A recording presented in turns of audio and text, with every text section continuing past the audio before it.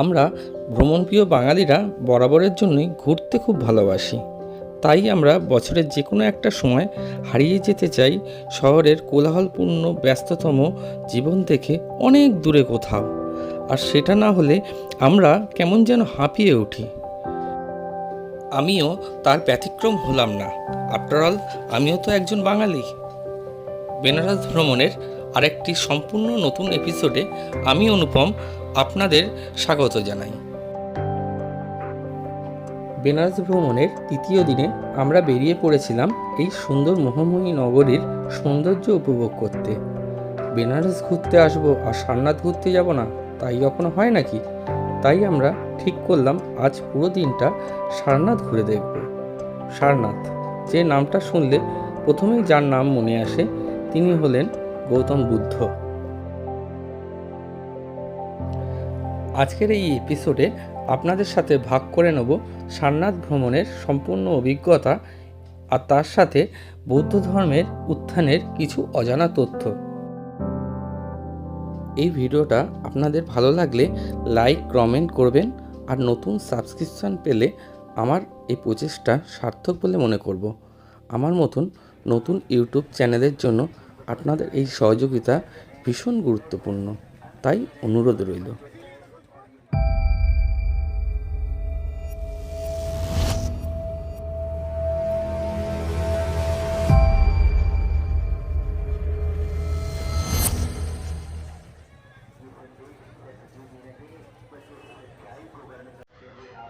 আপনারা যারা গদুনিয়া মোড়ের আশেপাশে হোটেল নেবেন তারা গদুনিয়া মোড় থেকে অটো কিংবা 4 চাকা গাড়ি বুক করতে পারেন। তাতে খরচা একটু বেশিই হবে, 700-800 টাকা মতো। আর যারা আমার মতো সব কিছু এক্সপ্লোর করতে চান তাদের বলবো পায়ে হেঁটে অথবা একটা পায়টানা রিক্সা নিয়ে গির্জাঘর হয়ে বেনিয়াবাগ চলে আসুন। এই জায়গা থেকে আপনারা গাড়ি বুক করে নিতে পারেন খুব কম খরচে। অথবা সারনাথ যাওয়ার জন্য এখানে শেয়ারের গাড়িও আপনারা পেয়ে যাবেন। শেয়ারে যাওয়ার ক্ষেত্রে প্রথমে আপনাদের পাণ্ডেপুর যেতে হবে, পাণ্ডেপুর থেকে আবার অটো নিয়ে সারনাথ যেতে হবে। এই বেনিয়াবাগ স্ট্যান্ড থেকে পাণ্ডেপুরের ভাড়া জনপ্রতি অটোতে 20 টাকা, আর পাণ্ডেপুর থেকে সারনাথের যাওয়ার অটো ভাড়া 15 টাকা জনপ্রতি। এই যাত্রাপথেই আপনারা পেয়ে যাবেন কালভৈরবের মন্দির।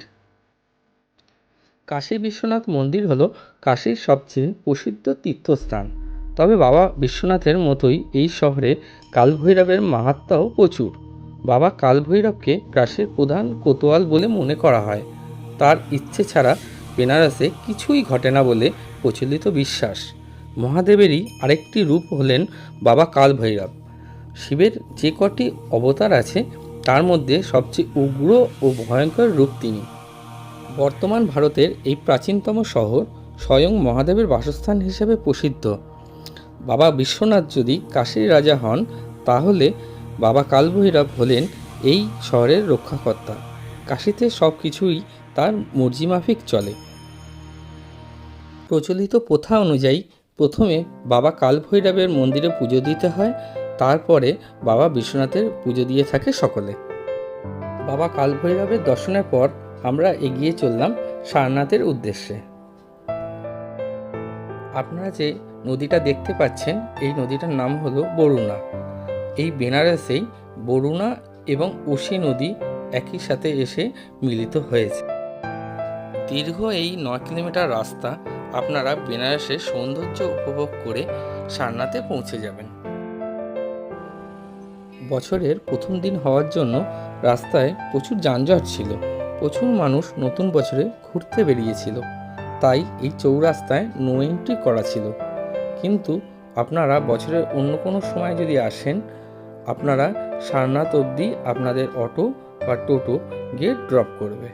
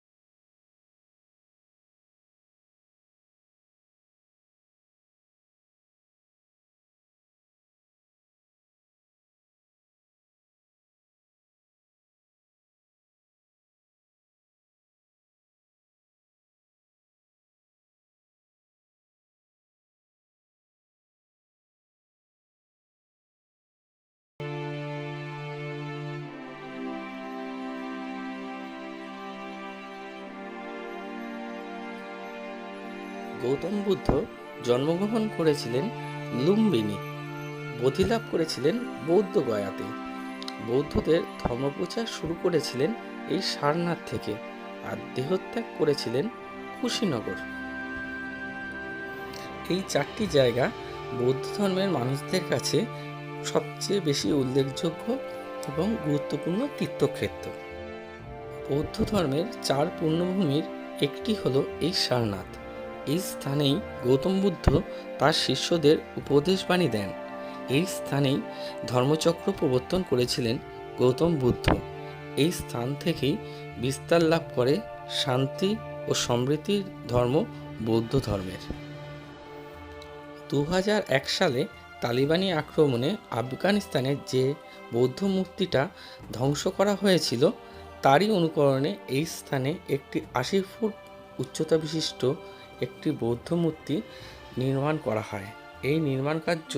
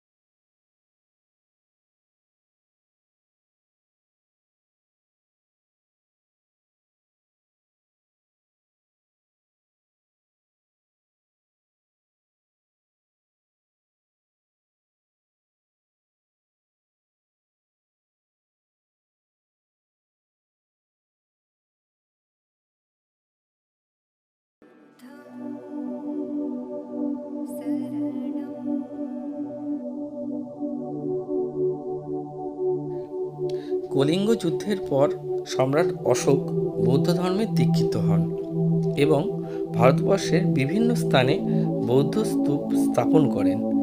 এই স্তূপগুলির মধ্যে গৌতম বুদ্ধের শরীরের বিভিন্ন অংশ রক্ষিত আছে। উদাহরণস্বরূপ সাঁচি বৌদ্ধ স্তূপে বুদ্ধের কেশ রক্ষিত আছে। ধামিক স্তূপের মধ্যে আছে বুদ্ধের অস্থি ও দন্ত। এই স্তূপটার উচ্চতা প্রায় 131 ফুট।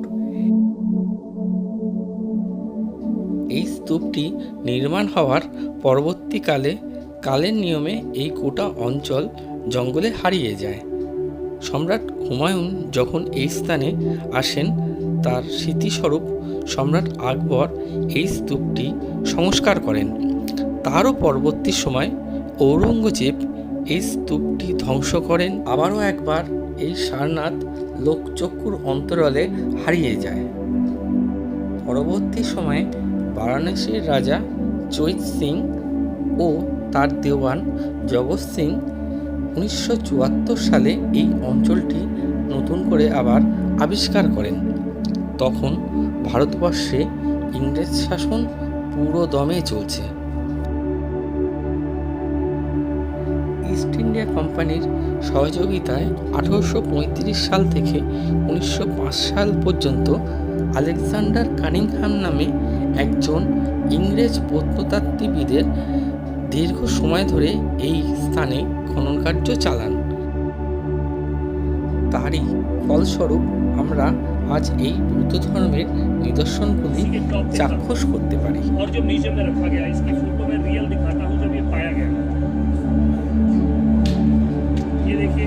मंदिर का पिछला सिरा है और ये सामने। এই স্থানে খনন কার্য চলাকালীন যেসব সামগ্রী উদ্ধার করা হয়েছিল সেইগুলি সযত্নে পাশেই নবনির্মিত মিউজিয়ামে রাখা আছে।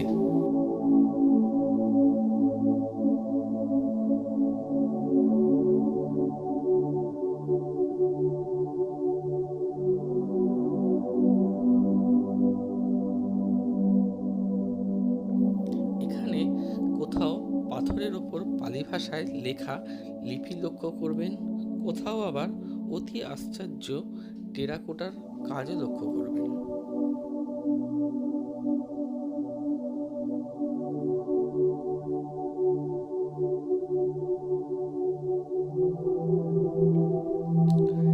ইতিহাসের পাতায় আমরা এতদিন যে ধর্ম, যে জায়গা সম্বন্ধে জেনেছি, শুনেছি, সেই ধর্মের উত্থানের নিদর্শন, সাথে সেই ঐতিহাসিক জায়গাগুলো ঘুরে দেখার আনন্দ সত্যি ভাষায় বর্ণনা করা অসম্ভব।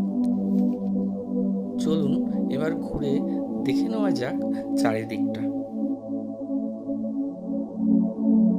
আশা রাখবো আপনারা অবশ্যই কোনো দিন বেনারস আসবেন।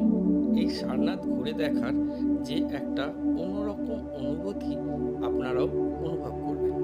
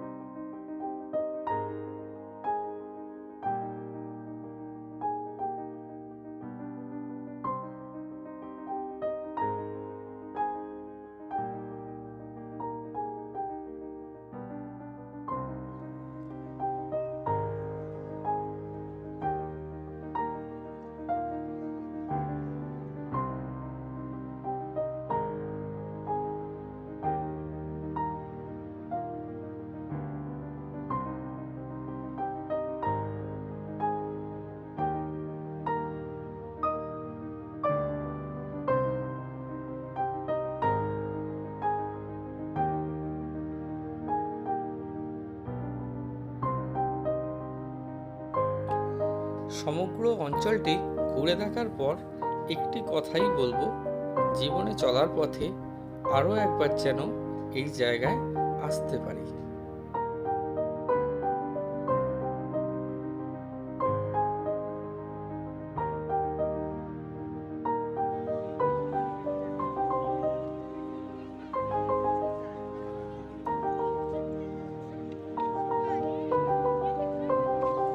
এই সারনাথের শেষ প্রান্তে আপনারা একটি হরিণালয় লক্ষ্য করবেন। এই হরিণগুলো থেকেই বোঝা যায় পূর্বে এই স্থানের নাম ছিল মৃগদাভ। সারনাথ ধামেক স্তূপ দেখার পর আপনারা বাইরে বেরিয়ে আসুন। বাইরে বেরিয়েই দেখবেন পাশে মিউজিয়ামের গেট রয়েছে। সারনাথ খনন কার্যের সময় যেসব মূল্যবান জিনিসপত্রগুলো পাওয়া গিয়েছিল, সব জিনিসপত্র এই মিউজিয়ামে সযত্নে রাখা আছে। এই মিউজিয়ামের প্রবেশ মূল্য 5 টাকা। আপনারা টিকিট কেটে আপনার জিনিসপত্র এই পাশের রুমে রেখে ঘুরে আসতেই পারেন। সারনাথ ভ্রমণের কিছু সুন্দর স্মৃতি নিয়ে আমরা ফিরে এলাম আবার বেনারসে। বেনারস আসলে এই কাশী চাট ভান্ডারের চাট কিন্তু অবশ্যই ট্রাই করবেন, খুবই সুস্বাদু খেতে। বেনারস ভ্রমণের সর্বশেষ এপিসোড নিয়ে খুব শীঘ্রই উপস্থিত হব আপনাদের কাছে। সুস্থ থাকবেন, ভালো থাকবেন, অবশ্যই পাশে থাকবেন। নমস্কার।